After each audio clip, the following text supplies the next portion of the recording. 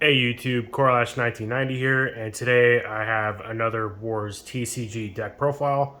This time it's for the Earthers faction, so let's get right into it.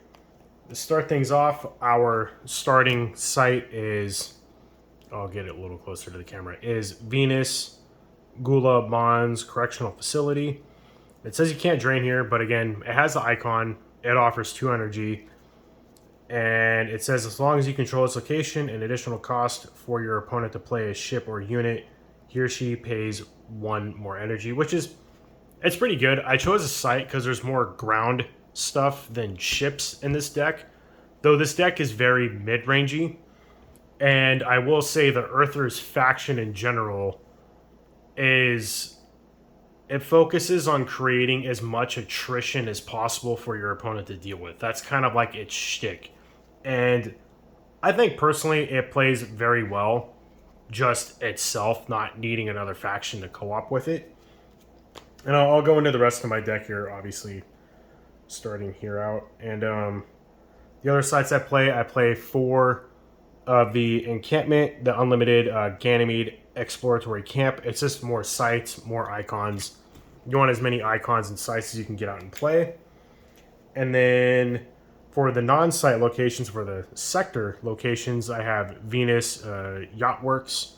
And it's pay for energy, make your Earther ship here in battle +5, +5 power. Any player may play its ability. Still pretty decent. And then more for the encampments, I have Venus Trade Route. Again, more icons, the better. And then for some non-icon locations, to make sure we can generate enough energy, plus some good abilities, I play Ganymede Valley, 2 for you, 2 for your opponent. It also has a destiny value of 3, which is pretty good for a location, which is something I like that this game did that Star Wars did not do. And each time a card is revealed for destiny while using an ability of a weapon here, the card's destiny is +2. This deck does have weapons, and its weapon that it does play is pretty key into what it does, though you don't necessarily need the weapon to do what you need to do, but it definitely makes it a lot easier. And then finally, for the locations, I also play Ganymede Triganium Well. Again, a 3 destiny, 2 and 2 for the energy. Each time a player's unit enters play here, that player's opponent pays 1 energy. So it's kind of mitigating how much energy they have stored up. Let me get this off camera. And now for the ships, I'm going to kind of lay them out like this. Same with all the units and stuff, dude. Just make it a little easier. So I play 3 Shadow Surfer. I'll bring one up close so you can see. I think this ship is one of the best ships in the game. It costs 4, it needs 3 icons, and it's only 1 destiny, which are its only downsides. A 3/2/5, but it has a captain, which we play in here, and once the captain is on the ship and him become immune to attrition, which is pretty good.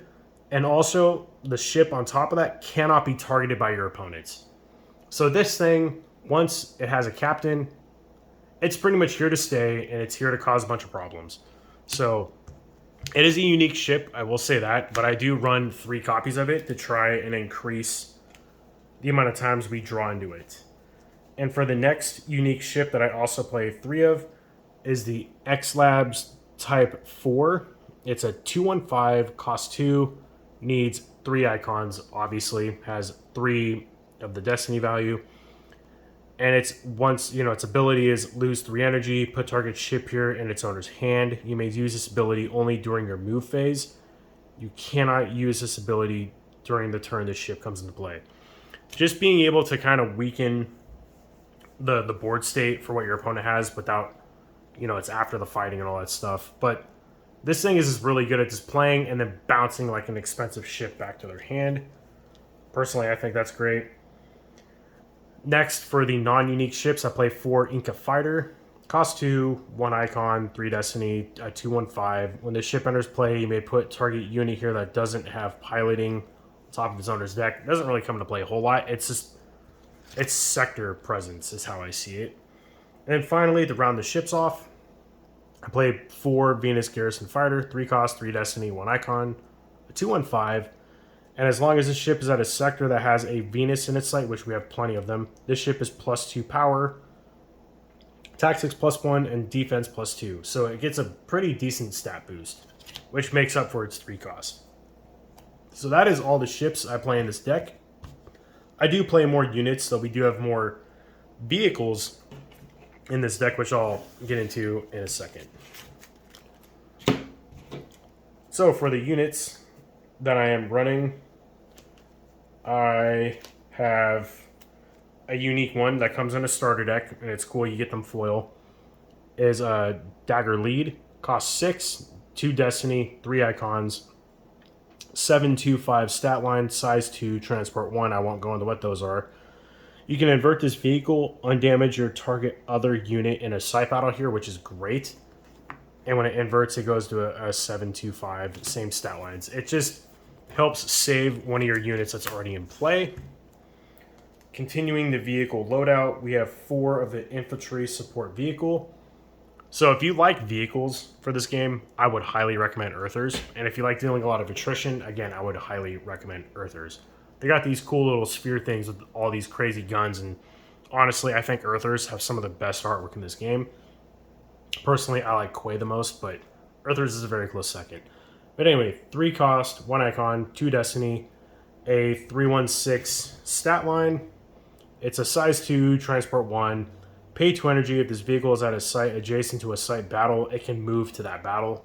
So it's a good way to get some drain pressure on your opponent while not leaving yourself open to other, a bunch of other attacks. Makes sense because it's a little sphere with a bunch of guns, right? Next, we have Dagger Juggernaut, 3 cost, 1 attrition, 2 icons. Let me set these down. A 3/15 stat line, size 2, transfer 1, la la la la. Each time you win a battle here, you may invert this vehicle, and when you do, it goes to a 6/6, which is pretty sweet. Again, these guys don't really have a whole lot of tactics, but the idea is you play a bunch of them out to get your 4 tactics needed for your Destiny flips. So that's it for the vehicles. I'll keep them in their own little stack.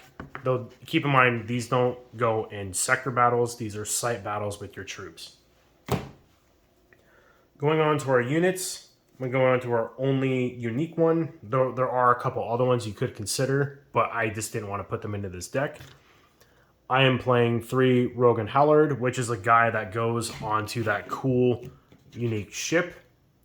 This is his ship, the captain, all that stuff. So you really want to see this guy, which is why I play 3 of them. 5 cost, 3 tactics, or little icons here. Destiny value 3. A 3/4/5 stat line. He has piloting 2. So while he is on this ship, he is adding +2 power and +2 defense, I believe. Might add his tactics. I can't remember the exact ruling. Either way, he makes that ship really big. And invert this character, undamaged your target character in a battle here. So if you don't happen to play him on your ship, if you get him before your ship, you can play him and then kind of keep your other guys alive, which is pretty cool. Typically, I like to save him till I get the ship, though. Because once him and that ship are out, your opponent can't really do a whole lot against that.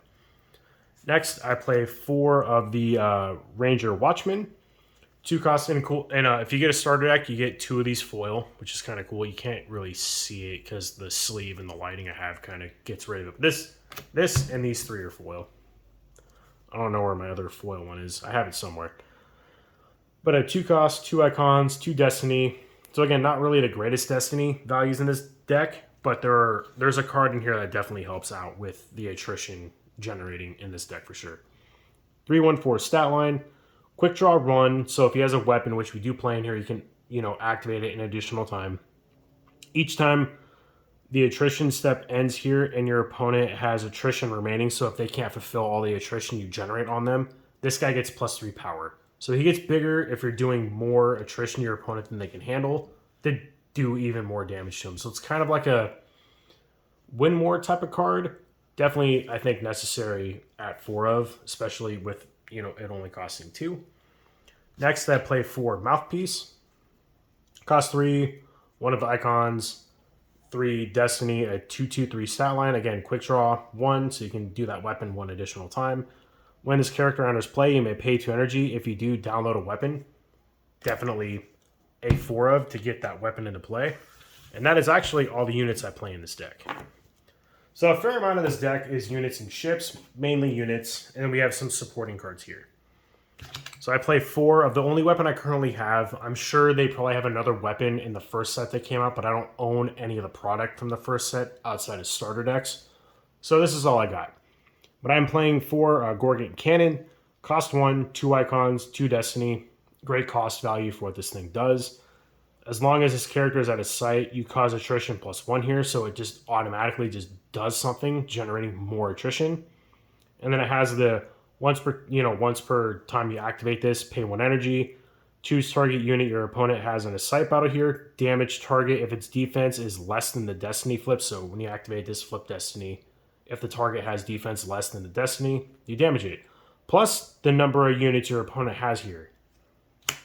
So the more units they have, the better off this thing is. Just really good at pinging away those things and then adding more attrition on your opponent. And then one of the best cards from the second set, in my opinion, which is why we're playing 4 of these, is Z level Guras. Cost 0. Sorry, I'm a little off center here.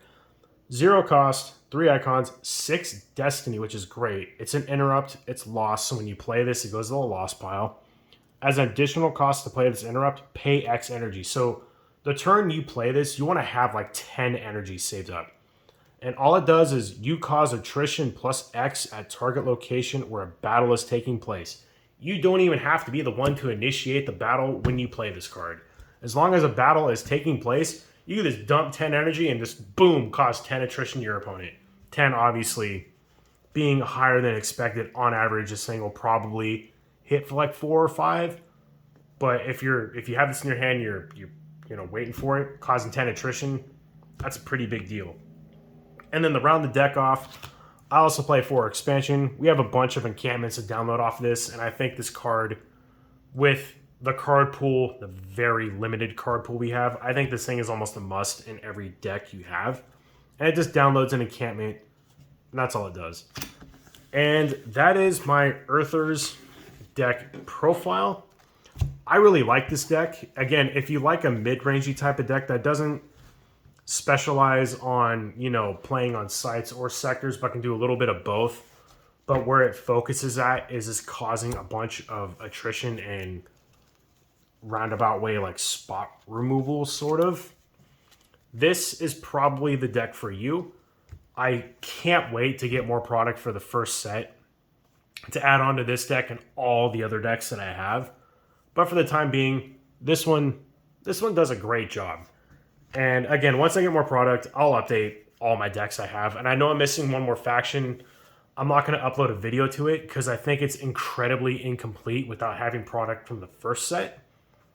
I think, what is it, Nowhere to Hide? Yeah, Nowhere to Hide is the one I bought a case from. So all these decks I made were from buying 1 sealed case, opening up about 2 play sets, everything, and then buying like 3 or 4 starter decks. And I was able to make all of these decks that kind of compete with themselves very well and have a very clear theme and concept to them. So anyway, if you like this video, feel free to like it, whatever. Let me know in the comments. I know I've had 3 or 4 people ask me for this deck tech, so hopefully you guys enjoy this, and I'll catch you all next time. Peace.